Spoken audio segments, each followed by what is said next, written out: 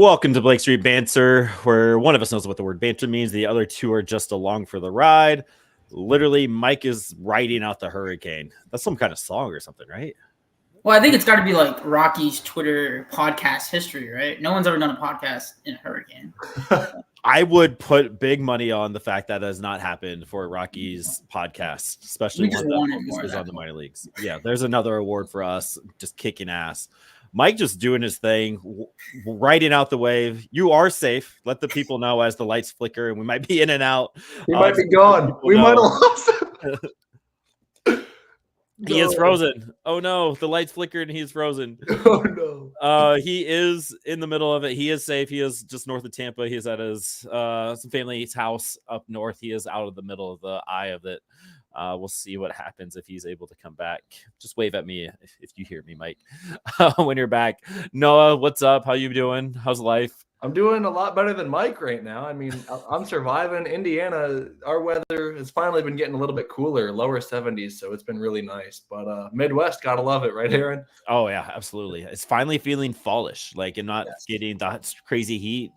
It's the leaves are starting to crunch, and it's starting to feel a little fallish. I want to go tailgate somewhere. I want to go do fun fall activities. It's kind of crazy how far we already are into football season. Like NFL Week 6, college football right around the same point. And I mean, teams are closing their ticket to the championship series in baseball. It's a fun time of year. Yeah, Mets just got done clinching. Giancarlo Stanton just hit a go-ahead home run, 3-2 for the Yanks in the top of the 8th. My Tigs are going at it. They're up 2-1 against the Guards. Just lots of fun stuff happening right now just in baseball. Like, these DSs are insane. Like, these are good matchups.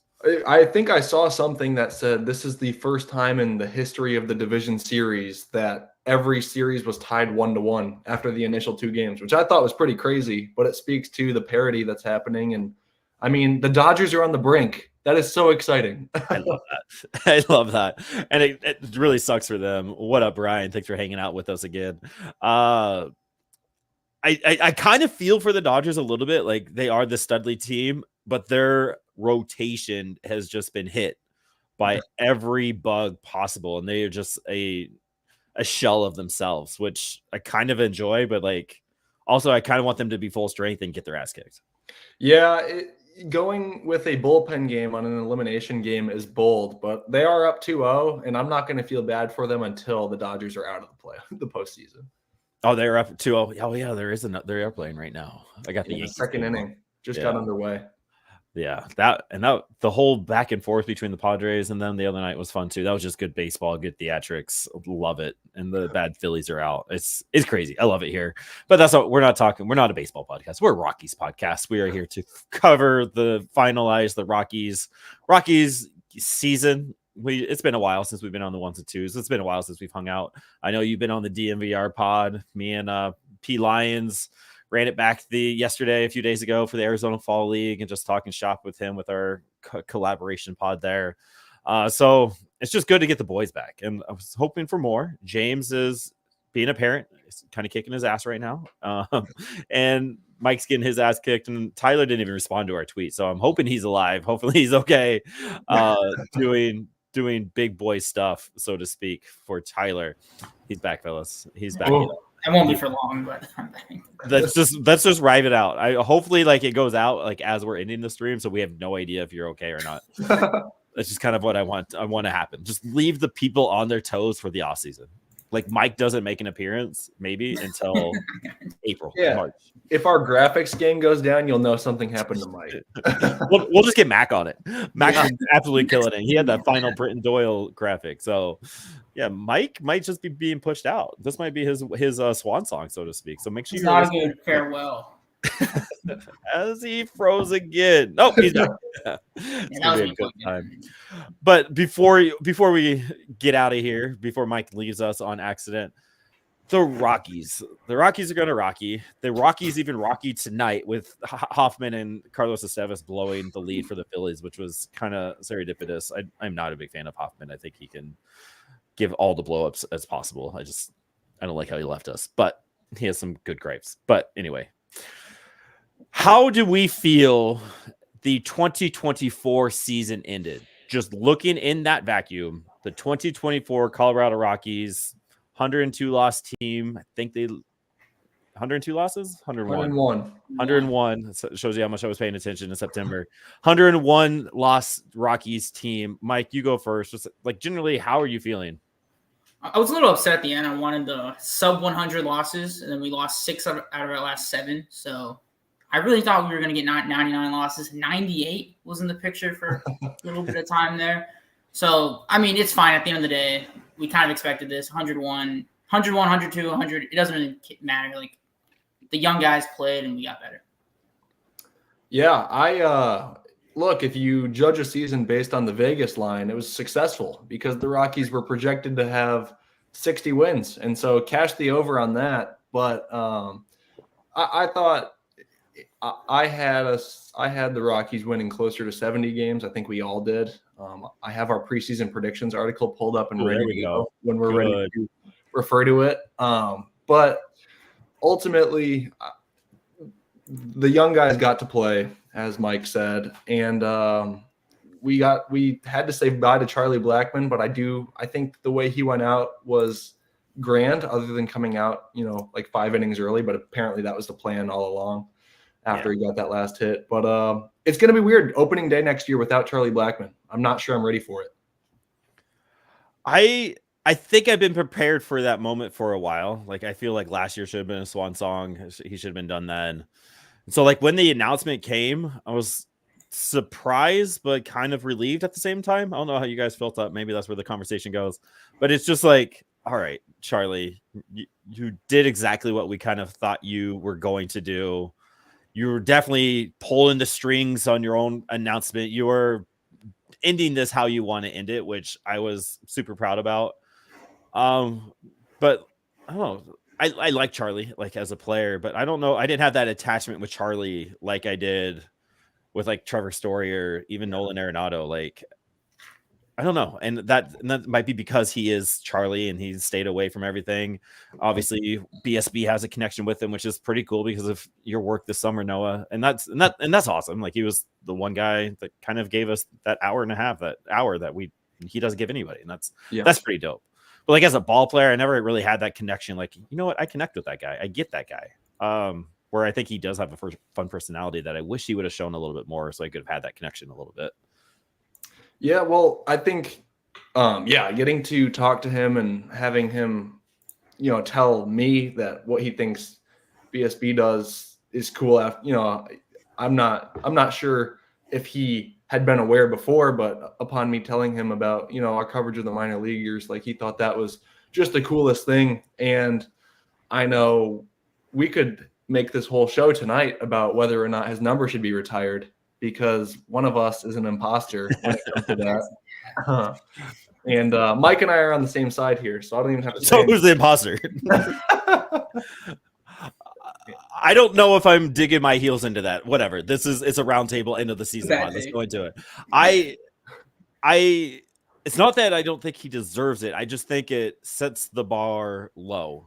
Basically, if you show up every day and you're an okay player, above average player. Here's an above average player. Here's an above average player win the batting title.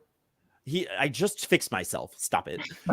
He's above average career player over 14 years. Like, that's awesome. But again, like what I just kind of said, I never had that connection. I never had that Charlie Blackmon's that dude. Where I think, like, I would almost give it to Carlos Gonzalez. Like, I have so many memories of Cargo, that swing, and what he brought a lot to the Colorado Rockies organization, that just, like, some of those moments that stand out to you, Cargo comes to mind before Charlie does for me. But I don't think I would give it to Cargo because he wasn't brought through the system. So, like, him and Charlie are kind of on the same line for that. If somebody plays for 14 years for the same squad, I can see them replicating Charlie's numbers, majority of them. And that's kind of where I stand. Like, it didn't blow me away like Todd Helton's numbers do. I think I kind of see your point, and I think it's something to do with when you're younger, like me and Noah. We watch Charlie Blackmon. Like, it just feels like it's more special. Like, Tom Brady's gone in football. It just feels different without Tom Brady. without Charlie Blackmon, it's going to feel different. You've had those guys that aren't Charlie Blackmon, that aren't the guys on the team currently. That's fair. I'll For give me you and that. Noah, we're going to look back and be like Kyle Freeland. Like 20 years from now, we're going to be hyping that guy up like he was, Cy Young guy. Yeah. No, I think that's a great perspective. And I wasn't going to go that way with it, but that's a great point. I think, Aaron, you mentioned like Charlie's numbers didn't blow you away like Helton's did.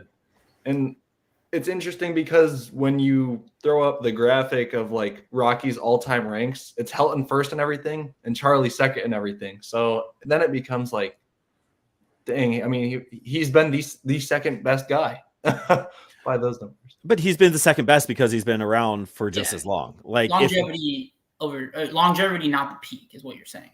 Yeah, and that's kind of thing. Like he had a few years that were like 2 or 3 like all-star like batting title like top of the league years, but like the other 11 were pretty blah, and there was no moments that just like, you know what, like he is that dude for a long time.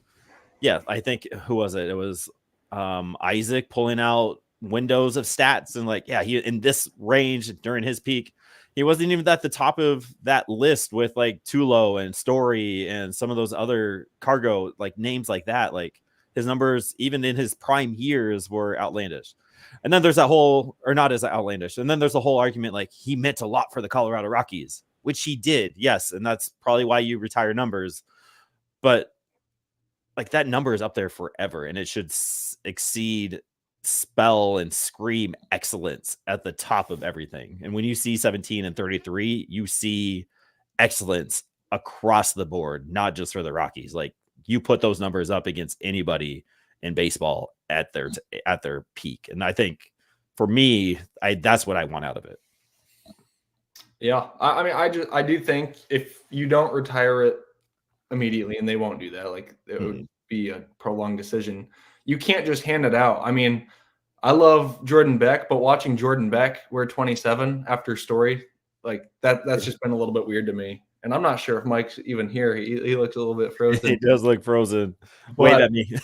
Yep, there he goes. I think that has to play a role too. Like you're not going to hand 19 out for a while, right? Yeah, and maybe that's how they celebrate him. And like you can have Charlie Blackmon weekends. Like give me tonight, like is everybody's walk-up song for Friday, Saturday, Sunday against the Dodgers.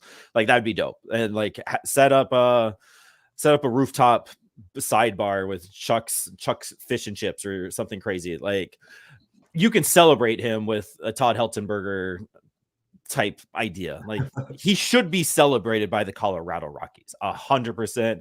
And if there's a reason to have a Rockies Hall of Fame, now it is. Like this screams like you need to put one somewhere in the rooftop, somewhere else, like to celebrate the Rockies history. I just don't know, like seeing some of the other retired numbers from some other squads, like there's names on there, like who is this guy? And like, then I have to look up and like how he was important with that. And like, I don't know, like I should know who that number is. I feel like for that squad right away, I shouldn't have to like figure out who that is. And I think people would have to, if they're not like a NL West fan or a Rockies fan, I think they would have to look up the number 19 in 5-10 years. Like who was that for the Rockies? Yeah, that's fair. And when you kind of think of other ways that the Rockies might be able to honor him, I saw someone on Twitter, and forgive me, I don't remember who it was. It could have been Patrick Lyons, our buddy, but it was a picture of that area behind center field, the batter's eye, and like the garden. Yes. And they were like, what if they just named that area something after Chuck? And I think that'd be a good area or a good way to do it, because that place doesn't really have a name besides like the center field bushes into the shrubs. Yep. And like the way Charlie always fishes, that would be a cool thing to do. But there's a lot of different ways the Rockies could go. And I hope they explore some of those options, because like you said, they're not going to retire it on April 1st. Like that's not going to be a thing they do. It's not what they do. It took them forever to do 33 and 17. So I hope they find some kind of way to celebrate Charlie quicker than I feel like they did with Todd Helton and Larry Walker. Like it took a whole Hall of Fame campaign to really celebrate Todd across the board at the ballpark, where yeah, that should just be a normal thing. Like it should be Todd Helton weekend once a year. It should be Charlie Blackmon weekend once a year. Like they should be just leaning into that kind of stuff. Yeah. I mean, because we can, right? Like when the Rockies played the Yankees, they had this year that the Yankees had like their all-timers day. Yeah. And I don't think the Rockies can do that. Number one, because they've only been around for 30 some years. And number two, with the success the Yankees have had. But I think actually on that day, the Rockies, they whooped up on the Yankees. Yeah, they did. It was like a dominant performance. So that was a fun ball game. But yeah, I mean, there's just so many different ways that the Rockies can go. And because they're a young franchise, they are kind of still exploring, which is where I can lean into your argument where, maybe this isn't a jersey that or a number that we retire. Yeah, and that reminds me of my last little argument, and then we'll move on. But 3 numbers in 30 years, like you're literally retiring one every 10 years, which seems pretty crazy. Like it should be a small amount of numbers to celebrate those players. And yeah, like Brian is probably closer to my age than your age. Kind of always thought number 19 was Spilly and then Blackmon, and because Spilly had that Rocktober, he had those big moments, he had those clutch hits in that time. So like, yeah, I can see why 19 is connected with Spilly. Where's our shirt? But I can see where 19 is connected with Spilly. Yeah. T-shirt gate still happening. Spilly, figure it out, dog. And then yeah, so capping that, I'm not going to be mad if they retire Charlie Blackmon's number. I'll put that out there. I just think the bar should be a little bit higher. Arizona Fall League started yesterday. We talked about it on the last spot, so go ahead and listen to our pod or Patrick Lyons. It was a good collab pod. But our boy, Michael Persecki, striking out Giants number 1 prospect, Brett Eldridge last night. I'm sure Brian watched it and where we weren't even able to. I just love our guys. Persecki is the friend of a pod who is in the Arizona Fall League doing work. He's got Skylar the Messenger joining him. Gabe Hughes is on the bump. I'm excited to see what he does after the TJ stuff. So yeah, huge for Michael Persecki going in there and doing his thing. But like going back to the Colorado Rockies season on a scale of F to A, what are we grading the season overall? And like, you can look at all the total numbers. You can look at the wins, losses, all that. I don't think there's really a big difference between 90 losses and 100 losses. Like it's still last in the NL West, and it's not like we had much to work with, right? I'll let you guys think about your grade. I'm giving it like just an average C. Like I think it was an average season. Like we kind of were expected to be bottom feeders, but like how we were going to be bottom feeders was a little sketchy, and like how I wish we could have been a little bit more creative. Like seeing what the Tigers are doing now, like this is what we have. This is what we can do with it. Let's roll with it. And like they had breakfast together and they figured it out like with what they had, where I think the Rockies could easily do stuff with some of these guys that are the pitching in particular coming up. Like you have a few long relievers that could be used the way that the Tigers would, but like that's not what our organization is. So I'm a little disappointed in that, but we got some of the call-ups in September where I think those should have happened a little bit sooner. So there's a little ups and downs. So I'm just giving it like a solid C. We had good years. We had some bad years from some players. We have some exciting things to worry about next year. We have some question marks for next year, which is good. So I'm giving it a solid C on the 2024 season. What about you, Mike, before you get out of here again on next? Well, I don't think you can't give it a passing grade. I mean, like a B or A. You can give it a C. I'm a C. I don't think it's an F or D. I think we're really lucky the White Sox did what they did this year because it took a spotlight off of our franchise. And yes, we're no longer we weren't ever really the main laughing stock, but there is now one laughing stock in baseball. It's the White Sox. In a vacuum, the season was. In the vacuum it was, and we'll see if we get it back. Yeah, he got sucked into the vacuum. Yes, he got one. I'm going to agree, and I'm going to go with the C-. Agree with the chat. I can't put it up anymore. I've lost all my power. But I'll agree with C-. When looking back at our staff predictions, nobody had the Rockies losing 100 games, and in fact, the person that predicted the lowest was Mac. He had the Rockies going 63-99. I think what saved the season from being a D or a D plus for me was the excitement I have now for the young bullpen. I mean, Yes. the way Great the point. Rockies finished the year with the arms they were rolling out of the pen, specifically in September on, like that was so much fun. Yes. And that probably is like, even if they didn't hold a lead, and the Rockies didn't have that many leads late in the year, but if they didn't hold it, like I was excited to watch these guys come out. You know, there's times where I think the best example I can come up with is Jake McGee from a couple years ago. Boy, every time he went out there, like my stomach kind of dropped. Yep. You know, or Brian Shaw, but that was kind of a short-lived one, and for good reason. The Super Pen didn't work out, and the Rockies aren't going that route again. But by having such a great base of young pitchers, I'm very excited for the future of the bullpen, and we know it can be variable with Rockies relievers. I mean, look no past Jake Bird. He's all of a sudden turned into a wild card for next year. Don't know what you're going to get. Hopefully he can be healthy, but the bullpen kind of at the end of the year raised the grade for me to a C-. I love that point. That's a fantastic point. There's so much promise in that arm and like in the acquisitions they made to get that, like Luis Peralta, like Stud. dog, like whatever the Rockies saw there and being able to, what was that, the Mears trade? Yeah. It's like bringing that, and like everybody, you were mad about Mears leaving. Like, yeah, I thought the Rockies could get more from Mears, and shout out Mears. He got a great 3 outs in the Brewers pen, but the offense couldn't do anything for him. So like he has that pedigree that you were upset that we were losing, but then you bring this stud of a dude in Luis Peralta and just shut the door and like all right, I'm here. Let's do some cool shit. And that was really cool to like, fun to see like him finally, Bud Black kind of figuring out what the armbar was going to be. And maybe that was the plan all along.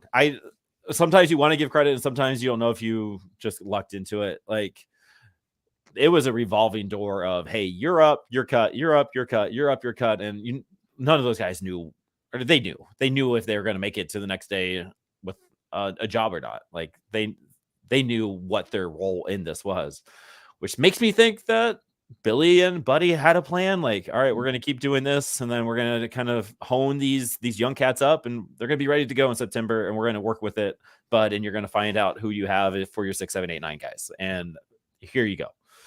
Do we give the Rockies that much credit? I mean, if you go to Twitter, probably not. I don't know where I stand on that. I just came up with the idea as I'm talking it out, but maybe there was a plan. Yeah. I mean, I don't think the plan was ever for the pen to struggle as much as it did, to where, you know, the Rockies broke that dubious record of most 5-run late innings leads blown, which, insane. You know, we saw a historical season, right? So that's one way to look at it. But I don't think Buddy could have done anything differently with the late inning bullpen guys, because, I mean, just being blunt, Justin Lawrence wasn't good enough to trot him out in the 9th inning. And that was the plan early in the year. So, I mean, first of all, you lose Daniel Bard. And so that was only a couple of weeks before the season. And so that changes everything. And then everyone's kind of working out of place, as we kind of harped on all season long. Vodnik was really good for a while. I think his arm got a little burnt out. He suffered an injury and then wasn't quite as effective down the stretch. Yep. He's 24, right? Maybe 25 now, but he is a great piece for this Rockies team. Another guy that they acquired via trade for Pierce Johnson, who gave up a big old homer to the Mets in the wild card round.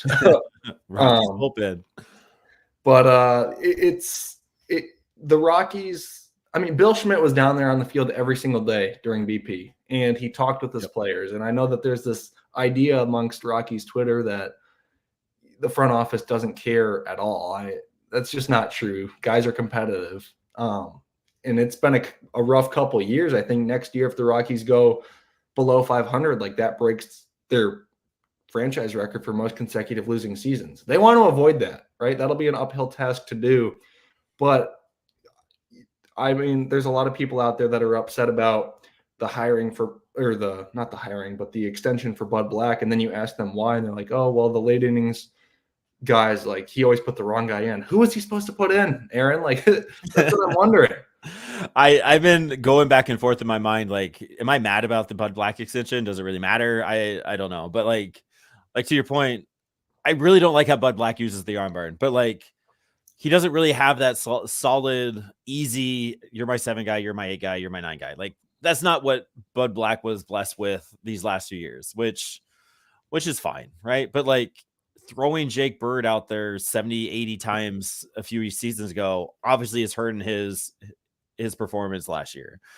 Justin Lawrence, same. Victor Vodnik was being thrown out in weird situations where, like, if he is your 8-9 guy, like, why is he going out on a back-to-back in the middle of a 6 up 3 runs or down 2? Like, there are some weird moves like that made me question Bud Black's bullpen usage. Like, it did seem like he was working towards the next season or what was next to come up, which is, I think, where I'm leaning to my answer in the Bud Black extension. It just felt like, all right, we have to win today, and that's the goal, and whatever we need to do to get that done. And I don't know, that always that's been rubbing me the wrong way with Bud Black for a while. Obviously he's smarter than I am. He's trusted by the people that are smarter than I am. So I'm probably wrong, but from my fan perspective, I get frustrated with Bud Black and his arm uses. It's just frustrating. Yeah. So yeah, like I 100% agree. There's some arms coming through that we might have a 8-9 duo and like Peralta and Vodnik going forward. But did Vodnik's usage this year ruin that chance to happen next year, like we did with Jake Bird and Justin Lawrence? That's where I am right now in this offseason. So much things to be excited about. And the offense adds some pop, right? Like, what do we have? 7 guys with double digits? 1, 2, 3, 4, 5, 6, 7, 8. 8 guys with double-digit home runs, where we didn't even have 3 a year ago. So that worked. And the strikeouts went up, but so did the homers. So are we even mad? I don't know. Maybe not. And one of those guys was Sam Hilliard with 10 in 58 games. Jacob Stallings had 9 in 82. So like we're close with it. You lose that in Charlie Blackmon, who had 12. Hunter Goodman's home runs came in streaks. I think like 8 of them came in 2 games, 3 games of those 13. So it's a hit or miss, right? And Ryan McMahon's are coming in streaky. So like the offense, I think, is like the bullpen brings it up, right? But the offense brought down, I think, is why it's only a C and not a C plus or a B minus. Like the offense was better, but I have no faith in it being recreated in a more positive light next year. Yeah, no, I'm glad you brought that up because that's exactly where I was going.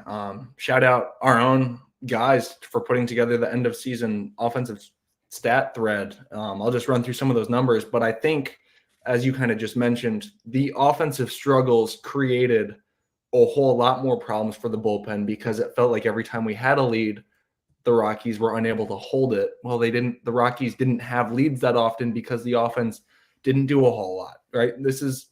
They hit homers, but they scored 698 runs this year, a franchise low. They struck out 26.8% of the time, a franchise high. They got on base at a 304 clip, franchise low, and they had a 35.4% chase rate, which is a franchise high since they started tracking it in 2002. And I'm willing to bet that that's all-time franchise high for the Rockies.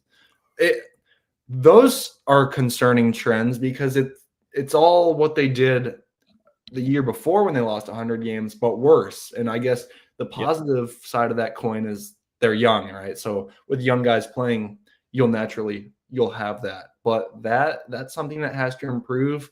The Rockies got rid of their bullpen coach and the assistant hitting coach, but Hensley Hitting Hensley gets to stay. Bam Bam is still the hitting coach. So what kind of strides are going to be made there? And that's going to be a big determinant for next season. But just reflecting on this past season, sure, homers go up, but I don't think it's worth for the homers to marginally go up for everything else to be franchise lows. Yeah, and that's the big concern, right? Like those went up, but all the stats you want to go down didn't. Like they also went up. And so you mentioned like this team is young, but like Ryan McMahon's not, Brendan Rodgers isn't. Ryan McMahon struck out 29% of the time. Brendan Rodgers struck out 25% of the time with very little pop. Like like the old guys aren't your consistent old guys that you are kind of want. I mean, B-Rod has his injuries, and I think I said it with Patrick the other night. I think Rymack love him, fantastic dude, but he is what he is at this point. Like, we got to stop thinking that he's going to turn the corner next year. Like, he is going to be a 90 OPS plus guy, very streaky months and very, very cold months. And like, this just kind of is who he is. And like, what hitting coach fixes that? Like, Bam Bam's back, right? But like, who do you bring in to fix Ryan McMahon's swing and miss? Like, does that happen? Or is this just like who he is? Like, at a certain point, just players are who they are. Yeah, I don't with McMahon coming into the year, the Rockies wanted more because they know, like, when Rymac's hot, it's like cargo hot. It's but insane. when Rymac's cold, it's for such prolonged periods that he no longer can be held to that cargo conversation. And it's disappointing because when we wrote our predictions for team MVP, I picked Rymac.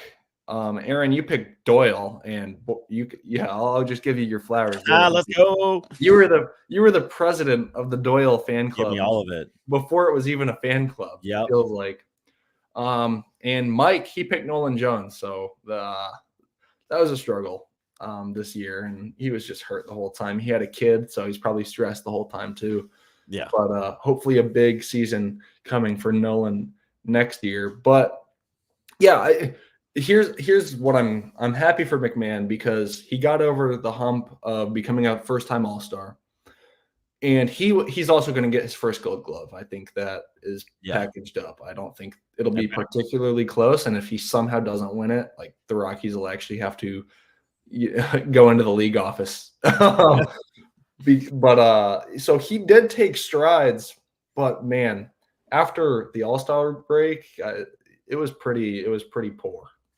And the fact that he was still able to use his glove the way he did with the poor performance at the plate is pretty wild. And the whole kid thing and being a dad thing, I'm sure, changes some perspective. Like, your whole life changes. Like, it's not the same when that baby shows up, and you're just not the same person, let alone professional, whether it's teaching, whether it's being anywhere, like being a hitter. Like, it's going to be changed. It's going to be adjusted. So I'm sure there's a little bit of that. And so that experience, that old headness, comes into play next year. So we'll see what happens. And then the starting pitching, I think that's another glaring issue for next year. Like, we need to have 7 or 8 deep. Like, we can't rely on Marquez, Cincy, and Freeland being what they were a few years ago. Like, we need somebody to step up. Saw some flashes in Tanner Gordon. Does he have extended starting rotation stuff? Maybe. Really excited about Ryan Feltner and how he ended the year. Like, those are insane stats, if whoever has those up. And we got some guys coming up, and we all kind of know who those are. But Rocky should have traded him in May. It was clamoring for it. This club always messes up. Montana, I love the fact that you're in our chat and you're hanging out with us, but you're wrong. Like, that's a terrible take. Like, the entire league knows who Mac is. Like, there is a reason Mac wasn't traded at the deadline. Like, everybody knows Rymac is streaky. Rymac is a 90 OPS plus guy. No matter how much you try to hide it, no matter how hot he was at the beginning, there was absolutely no value in trading Rymac at that time. Yes, he was great, but everybody else knows his track record. Like, front offices aren't dumb. And so, yes, should they have traded him? Sure, absolutely. Was there a market? 0% chance that Rymac had a market. So, do you want to add to that? Yeah, no, I was going to say, and it's similar for Elias Diaz. Like, nobody was going to trade for a catcher that couldn't run out ground balls. Like, he was hurt. The Rockies were making him play so that they could potentially trade him, because you can't trade a guy that's on the 10-day. But he was hurt, and now he's with the Padres, so it worked out for him. And like, at the end of the day, the Rockies traded who they could. Another young guy that they got for trading people is Bradley Blaylock. He had a good run upon entering the league. Kind of got figured out by hitters, but that's always going to happen when the hitters haven't seen you. You'll start hot, and then as they continue to figure you out, like, it's just natural, right? Yeah. But yeah, I'm just happy that those guys got a chance. Shout out Tanner Gordon, Indiana Hoosier. He'll be here he'll be here in a week, because we were talking about it while I was there. Oh, that's awesome. But yeah, I love him. I hope that going into next year, the starting pitching depth is actually, and I don't hope, I know that the starting pitching depth is in a whole lot better of a place, right? Herman has to get healed up. Yep. The Rockies want to have 8 to 10 big league guys that they can count on to go pitch. And I mean, every team would love that. I'm not sure how realistic that is for any team. Dodgers are doing a bullpen game in the division series, but I think there's at least names that you can start to put in places and kind of check boxes off a list, if you will. Yes. And I think, okay, so were there more questions answered as this 2024 season went along for the 2025 season? I don't know. I honestly, I can't say for certain that there's less questions going into next year because you don't know what the backhand, like who's going to separate themselves and become a perennial bullpen arm. Nolan Jones, to me, like that all of a sudden is a huge question that you don't have filled out. Like the Rockies thought he'd be their next star. I mean, he had a bobblehead night. They scheduled that, back in February or whatever. The way he projected last year certainly motivated Rockies fans, but what worries me with Nolan Jones is that it was kind of who he was before he got on the Rockies, like a guy with significant swing and miss, and when he does touch it, it goes super far. Sam Hilliard, kind of similar. I don't know, because you still have the question of Herman Marquez, and now that's an even bigger question mark. Sure, this past year, the dude came back, became the Rockies' all-time strikeout leader, and now he stayed out there for maybe 3 starts and then got hurt again, and you just feel for him because you can tell he really wants to be out there. But I don't know. I'm going to have to say that there's more questions than answers, which is not exactly encouraging, but it somehow feels like we're in a better spot. What are your thoughts? I don't know. I'll come back to it. Montana, I don't know if we're just not going to agree on this, big dog. Diaz didn't have any value last year. There was two catchers traded, and they were for bare minimum. There was international money and I think cash to be named later. Like Diaz wasn't going to be traded in 2023 just because he won the All-Star Game MVP doesn't give him any value whatsoever. You can go look at his stats in April and May. Like they're just no. If somebody would have wanted them, they would have traded them. Like, I don't understand how that gets missed. And I will stand on top of the rooftop and scream it out loud. Like, that's just, I'm sick of this take. I disagree with it wholeheartedly. David, going to what Noah was saying about Nolan Jones, keep him from being traded as well. No, Nolan Jones was never on the trade market. Like, if you have that freshman season for the new team, like there is 0% chance that new team wants to trade you for your sophomore year. The injuries did not keep him from being traded. It just stopped him from being successful in his sophomore campaign. I think we can chalk it up to injuries hurt Nolan Jones 2024 production, as opposed to this just kind of is who he is type conversation. Yeah, and he's only 26. He's got the best arm in baseball from the outfield.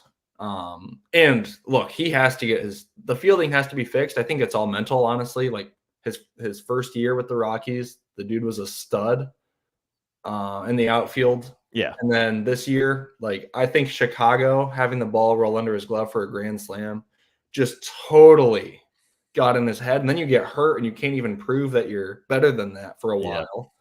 And then he ended the season really rough at Coors Field with a couple overplayed balls. Just trying look, he's got to improve. He knows it. He's honestly the hardest guy on himself in that Rockies dugout, in the clubhouse even. I mean, you'd go up to him after a rough game and he'd be like, I'm the worst player on the planet. He wouldn't say it like that, but that's the message he'd give, which, it's just not true. Yeah. But that's what you want to see your guys know that they can do better and then kind of balance it out between it's just flush it and move on. I think that's what he needs to do with the whole season. Absolutely. And being able to work his way through that. Yep. 100%. Bro, anything is better than nothing, though. That is not true. Diaz provided more for the Rockies being on the Rockies team, for the pitchers, for the Latin guys, all the experience that Elias brings gives way more value than a middle of the road arm that might not ever make it past AA. That is what you would have got for. Disagree again, Montana. I love you. Thank you for hanging out with us. We're just not going to agree on this, but that's why we're here. That's why we're banting for it. I love that you're having your take and you're standing next to it, and I'm just going to keep talking about it, talking with it. The Rockies insider with Patrick Lyons seems like there are less answers than questions for the 4th year in a row. I'm confused by that phrasing. I don't get it. More questions than answers. Yeah, just vice versa, right? He's just trying to be funny. I think I'm missing the mark on his funniness right now. Diaz wasn't injured in June. Strike while the iron isn't injured. It's hard to argue with that one. I will give you that. Diaz had more value this year in June than he did last year in June. 100%. I think there was something there, but again, he would have been traded if there was value. I think somebody would have been calling. There's a reason he sat on waivers for 2-3 weeks before he got picked up by the Padres after he was cut by the Rockies. How many Rockies are left in the playoffs after losing 2 in the Phillies game? Patrick Lyons, that would be something that you would be able to answer because that is your wheelhouse 100%. Well, and Garrett Hampson, he's been making a run at player of the postseason so far. Dude's been a stud. Hampy. Yeah, I just saw he had that bad. I think he got out. I think there's I have no idea. I have 0% chance. What happens first? Rockies win a World Series, so Noah gets a vote for the Baseball Hall of Fame. We have 1 vote for Noah to the and Noah Hall of Fame vote might be the winner, which absolutely sucks. Iglesias is still there. There's probably a few more that he's looking up. Profar too. Tommy Kahnle. That dude, he's been around forever, it feels like, because I remember him. I'm going to be honest. I forgot Kahnle was a Rocky. Yeah, it was. The other night on the broadcast, they kind of mentioned how every time it feels like Kahnle's fading out with the Yankees, he comes back. And so that's a good way to describe it. All right, you respond first, Noah, to Montana here. If you trust that the front office definitely trades guys when they have value, then you haven't been paying attention. I want to speak just literally about the new regimen. Yeah, the new Rockies are far different than the Rockies of even 2021. Because like the first guys that get brought up for this argument will be like Trevor Story, probably the leading candidate. The Rockies ended up getting a great compensation pick. I can't say the other word out of Trevor Story, and it worked out for them so far. Guys still have to develop, but there's a whole lot that goes into trading a player that is valuable to your franchise because, guys, it's not all about what they're doing on the field. Like when Elias Diaz left, there was air that came out of that Rockies clubhouse because he was like the life. Win or lose, Elias Diaz was the guy that kind of cheered everyone up, and people are going to say like, oh, well, he's, you're not professionals to do that. But like there's certain intangibles that you have to be of value.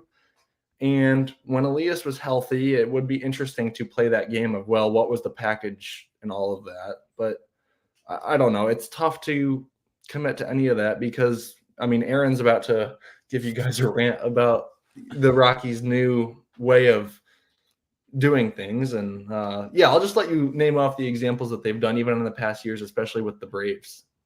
It's just they're trading armbar into pieces that have the value, and they're getting great return in it. There's obviously research going into what they're bringing back, and all the trades in the last 2-3 years where they brought back what seems to be 15 arms have played out. All those arms are either high in the minor league system, AA, AAA at the top of their game, or then they're in the majors. I think Rockies fans are overvaluing what value the players have. Just because they're good for a little bit doesn't mean they have a bunch of value that the Mets want to trade for, the New York Yankees want to trade for. Like, I think it gets valued in the misvalue gets lost there. Every single deadline, I have to listen to the experts on MLB Network literally laugh at us. You don't. They're not laughing at us. Like, again, there's the trades would be made. I think there is some, I will give you, there is some truth behind that the Rockies could be hard to trade with because it kind of feels like there are 5 or 6 teams that they are willing to trade with constantly, right? The Reds, the Braves, the Angels come to mind right away. And there's probably some truth into working with the Yankees or the Mets and the Rockies, there might be some tough blood, tough negotiating there where the front office might be making mistakes but like, I really truly believe the Rockies just don't have a lot of value in their guys. Like, I don't know. Yes, they missed some early trades. They should have traded a few guys a little bit earlier, but I don't think I'm knocking them for not trading them. Like, again, just because you're adding a minor leaguer, middle of the road minor leaguer doesn't make your team, your organization better. Like, people are going to get cut. You only have a certain amount of minor leaguers you can have. And the minor leaguers we have right now, honestly, pretty good. I will put our starting pitching prospects against anybody's. I'll go 10 deep with our starting pitching prospects against any other organization's prospects. Like, adding somebody to that, somebody's going to get knocked out. It's not going to work out for somebody, where Elias Diaz has more value at the big league squad. Yeah, I think going back to Montana's comment, like, yes, we're all fans first, right? So we're allowed to be frustrated and like look no further than yesterday when the or maybe it was 2 days ago at this point. I don't know. All my days are getting blended together. But when the Rockies extended Bud Black, like, I'm not sure if there was a single positive comment on that post, because the hate is always what gets, pushed out first. Like, that's just how social media works. Right. You'd be really hard pressed to find a manager that could do more with what is there. And then the next point becomes, well, you want to get a young guy that can at least set up, a competitive window, which is fair. Like, I'm not going to disagree with that. I'm not sure if the competitive window is 2027 to 2028, beginning there, like, if Bud Black will be the manager at that time. Mm-hmm. But I think there was a great point that I saw on my timeline, or maybe just in our group chat.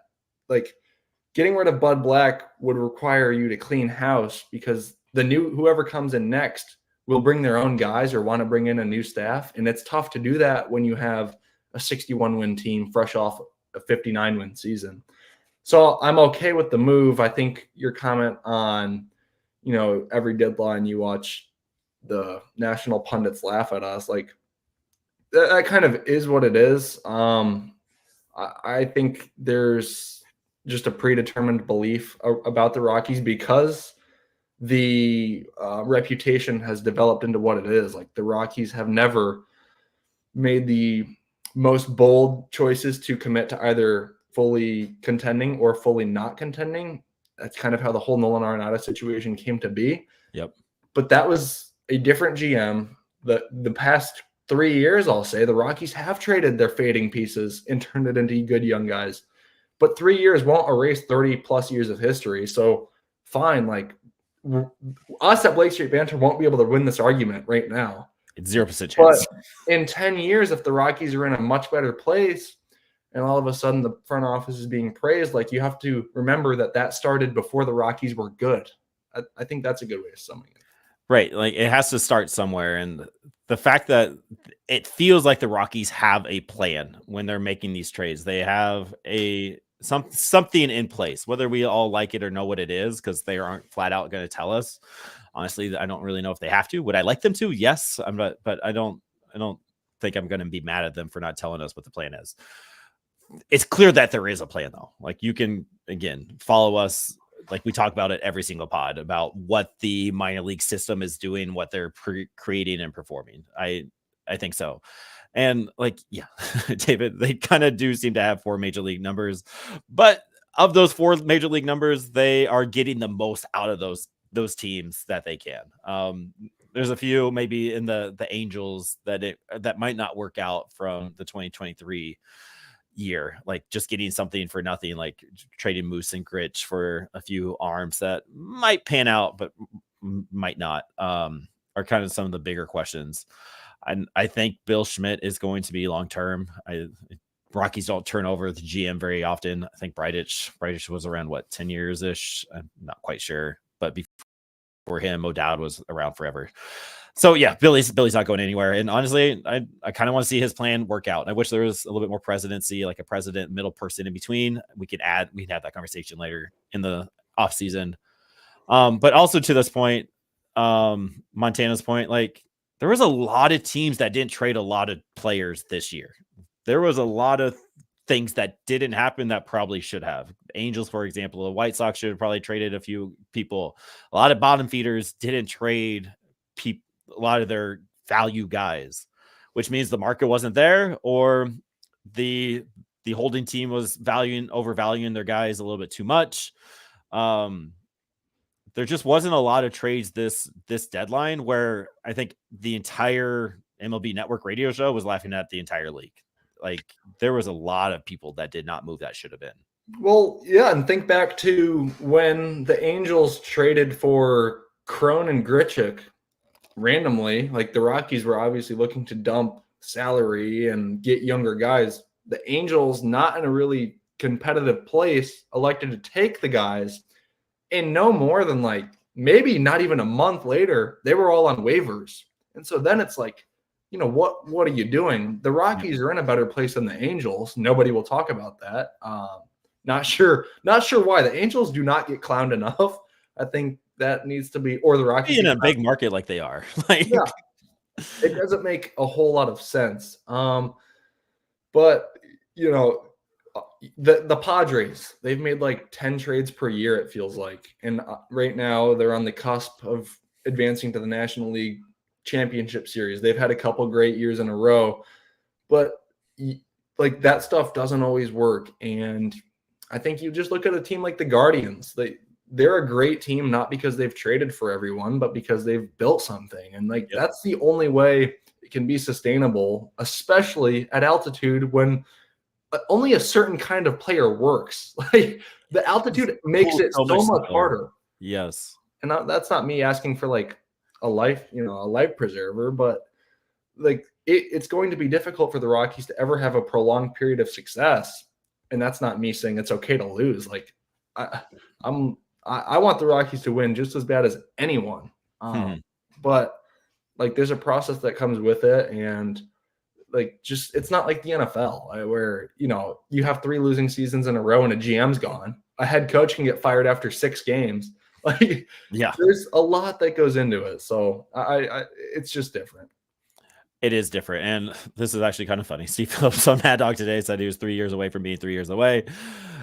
It kind of feels like that. Sometimes it does feel like that. I do get that sentiment, but I don't know, like baseball at altitude, I hear it often that being a GM, being a coach at Colorado Rockies has got to be one of the toughest jobs in all of Major League Sports. Like, trying to figure out altitude is huge because pitchers don't want to come here.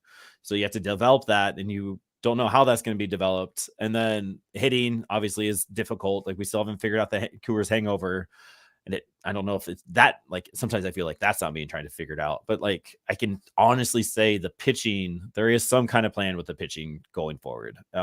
Hopefully some of the 2 or 3 of these starting arms work out. So we are 1.5 years away from being a year and a half away. But like, I think there's a lot of nuance. Like, you can't just spin like the Padres do to make the Rockies good. Like, that's just not going to happen because players don't want to come to Colorado. Like, it's just not a thing. Like, you can't sign Dylan Cease. You can't trade for Dylan Cease if you're the Colorado Rockies. That's not going to happen. One, because Cease isn't going to be Cease at altitude. And then why does he want to come here?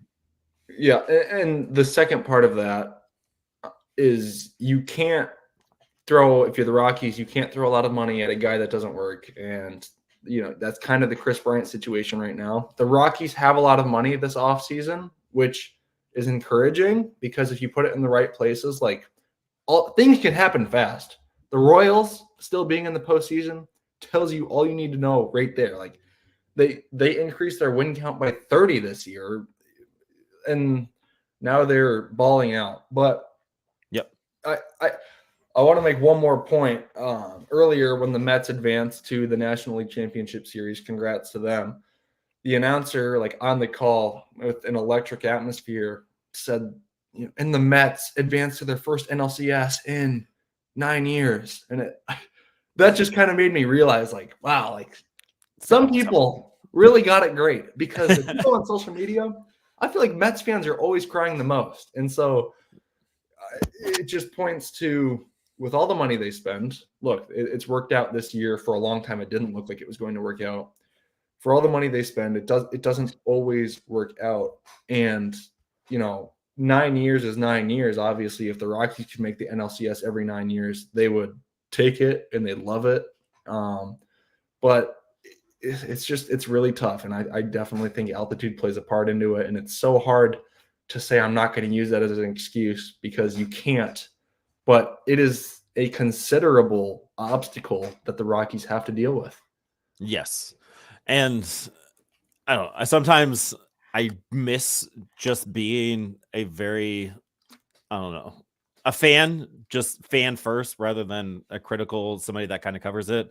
Not that like I cover it critically, like in depth, like some of our colleagues, and like what Tyler can do with numbers and stuff. And like you kind of look into some of that stuff deeper.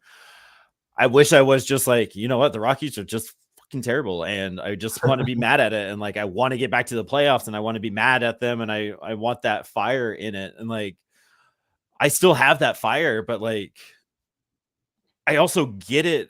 I also want to have a critical lens when I'm critiquing my favorite team. Like I don't want to be mad at my favorite team. I don't want to be mad at the players on my favorite team, because that's just not fun for me. Like I want to believe that there is some kind of plan, some kind of hope, some kind of light at the end of the tunnel that make me want to come back and watch in April. Like if I'm just sitting there mad and like they didn't trade Ryan McMahon in April, what are they doing?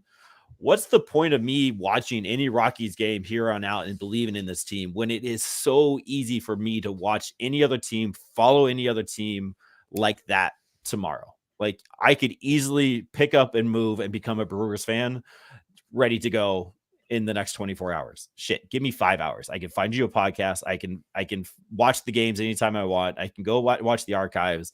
I guarantee you I can find prospects and all that within 5 hours. You can pick up and go be a fan of anytime you want. So if you want to be angry, be angry. And if that's what you want out of your fandom, go ahead and do that. And sometimes I miss that just being straight up angry, but it's so much more fun having excitement and holding on to the little dangling thing to make the cat jump onto the wall. Like I like that. I like looking at Chase Dollander go, fucking dog, let's go. Brody Brecht to the moon. Like give me Jordan Beck 20-30 bombs with 20 stolen 30 bases right next to Brenton Doyle. I want to be excited about that. I don't want to sit here and gripe about the front office not trading Ryan McMahon when there's literally no value for Ryan McMahon.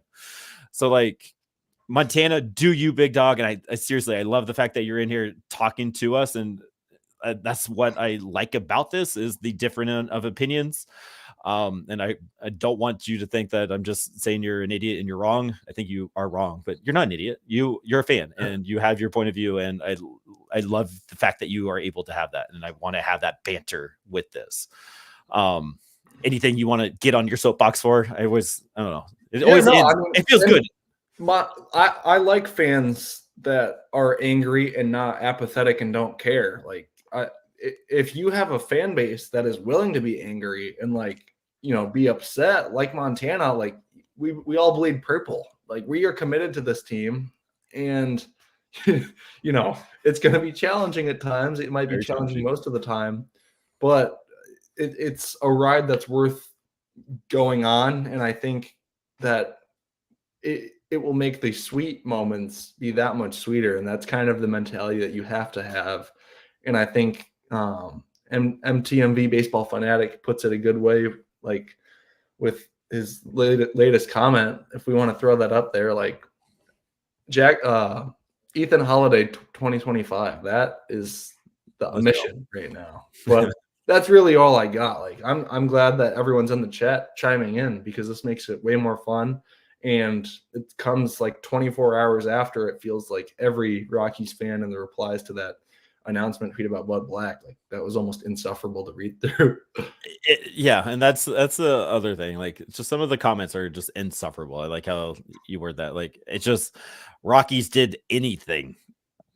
Sit back and watch all the negative come in. It's exhausting, and I just choose not to be that kind of fan. I get it. We all bleed purple, like you said, Montana. I bleed purple also, bro, but it's a damn shame. My name is Thriek.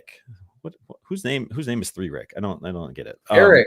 I know. Eric. Beating the above 500 teams at home towards the end of the season was enjoyable, and it's great that again you're finding. It sucks that we have to find that carrot, that little sweet treat at the end of the season to keep watching. I'm going to be honest, I didn't watch. I was not watching Rockies baseball in September. I was watching the Yard Goats. I was watching the Isotopes. I was watching the Tigers. Like that stuff was fun. I'm in Michigan, so there's a little bit of that. Like it sucks not watching the Colorado Rockies in September and like seeing it. Like, the fact that you were watching David, like, I love that. I think we're close. I know, dog. I know. Hey, and that 7-game win streak in May. How about that? We were never going to lose again. Nope, never. And it was awesome. And we had a lot of friends of the pod making debuts. Like, I love the fact that Aaron Strunk was in September raking Hunter Goodman, friend of the pod, like just hitting bombs and being your mom's favorite player. Noah Davis getting a few cracks at it was great to see. That's the other cool thing about BSB, and like got some messages in the DMs, and it's cool seeing some of the platform that we have and like it turning into good and people recognizing like there is more to this ball game, and like I don't know, it's just cool. It's just cool doing this, and I never thought this would turn into this. I know I say that often, and like the fact that you had media credentials, the fact that I was able to go to the press box, the fact that I can ask Brody Bruck, the number 2 pick for the Colorado Rockies, if he wants to come in, and we have enough weight to say yes, he wants to do that. And Chase Dollander popping on, just being awesome. Like it's great. I love the fact that we have this platform and can do that and can share some of these guys' stories to get excited for the future. And maybe that's why I am so nice about it, like so positive about it, because we are getting to know some of these guys on that different level. Like it does affect some of my critical lens, so to speak, but like it's also cool as fuck, like talking to these guys and talking ball and getting some little insider information stuff with that. Yeah, I mean, and yeah, having credentials was a dream come true. Like it unlocked what I want to do for my career. Like now I got a taste of what I've always wanted, and that's just because of what you started with Lake Street Banner. So shout out Aaron. But I also think like outside of just talking to the players, like this whole show tonight was driven by the chat. Like having people in here, I almost feel like we are the hub for Rockies fans to like, you can vent and we'll honor it and put it on screen. Like there's some sites that you say anything bad, you're muted. And so I think it's important that we have this Rockies community, because like, guys, this is the low point in the franchise history. If you look at records all time, these past 2 years is the bottom out point. So it will only go up, which is a great thing to know. Yeah, absolutely. And yes, they were awesome. Just get into all those guys. Palmquist was awesome. Like we had something like Adam McKillican, that hour and a half talking with him a few years ago, like was probably one of the coolest stories I've been able to share and get out of and talk with somebody. So like there's all these unknown guys too that are sick. EJ Andrews, his story actually being a high school ball player, not doing perfect game or anything, and getting seen by Fresno State and being drafted, and that's cool. It's awesome. And like you said, and we'll end it with this, just thank you to you all. Thank you for dealing with our nonsense. We do like to do things a little bit different. We do it on our own terms. We do it our way. We definitely try to do it differently, and you all riding that wave with us. Brian has been an OG. Grant Hankins, friend of the pod, doing his thing with us. Like a lot of these guys just hanging out with us, and some of these new guys, like we doubled our Twitter followers this year, and so hopefully you're coming around and sticking with us. And there's zero reason we would be here on a Wednesday night in the middle of midterms, in the middle of a hurricane, trying to talk rocks without a community. Like you said, like Montana, I don't think I've seen you pop in the chat, and my bad if I missed you before. Like you're awesome, guys. You're wrong, but awesome. Like hell yeah, Nitwit, let's go. You're now Nitwit, not Montana. But it's this kind of thing, just hanging out, creating this community, the cards being given away, cards being donated. Like, hey, I have cards, you want to send them out? Like hell yeah, let's do that. So none of this is possible without you all. So thank you. And we'll be here in and out the off season. We're gonna hit hard in March, April, May, June, July. And hopefully we don't get the burnout in August and September again like we did this year. And hopefully there's some more excitement, so to speak, coming in 2020. Competitive ball games. Let's get some competitive ball games where we're not trying to beat the 500 above teams at home. So thank you to you all. Anything else for the good of the cause? No, I'm like you said, just keep your eye out for the off-season content. That's right. We do have some writing in the background happening. So thank you all. As always, go Rocks, go minor league affiliates. And I hope there's a top sound card for Mike making it through there. He is alive. He did text us like, yo, I'm just gonna set this one out. So he is still going. We will not be the next pod to see if he's still doing his thing. Go Rocks, go minor league affiliates, go our boys in the Arizona Fall League, and playing winter ball. Benny Montgomery in Puerto Rico. Woo! Thank you for watching and listening. Please check out our link tree for more content.